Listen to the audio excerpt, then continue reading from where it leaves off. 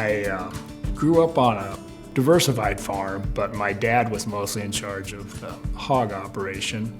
So he was an early, he used to farrow old chicken house, converted it and farrow sows, straw and everything. And so pretty early, 1967, he put in an actual confinement building, which was really new or novel at the time.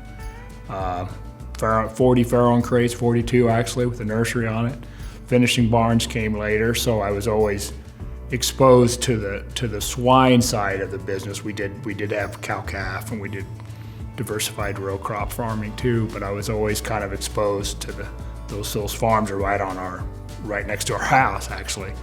So always exposed to it, so I grew up in it. Didn't always know or think I was gonna stay in ag per se, and I did actually end up coming back and farming for a while.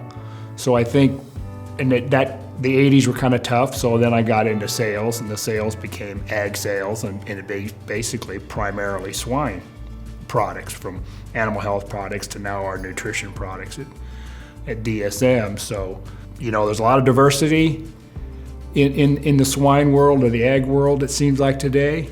But I came up, it just seems like my comfort level, if you've had any successes, it could be because I'm a son of a pig farmer. People ask me, background, I'm a son of a Nebraska pig farmer, and just never really got that far away from it.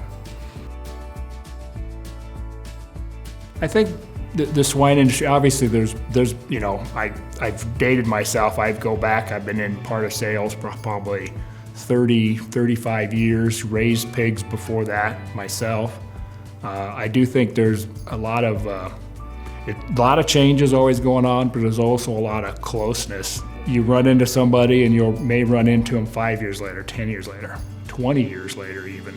And I think that closeness, I do think for the most part, that people care about each other. Obviously they all wanna produce good pork, and maybe there's some competition, but I think there's also some cooperation in that. So there's a closeness in the industry that I kind of like. But I also kind of like, look in even within DSM, the room's always got constant people coming in, so there's a nice diversity to it, which is also good too.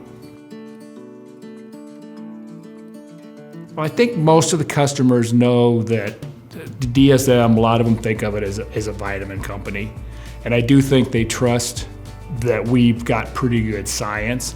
I think maybe they don't quite realize that we are somewhat conservative in that we don't make outrageous statements with our products. I think our products are probably, we don't try to, for lack of a better word, we don't try to BS anybody. This is our products and this is how they should work. And most of them will try it in their own system to see how it works for them.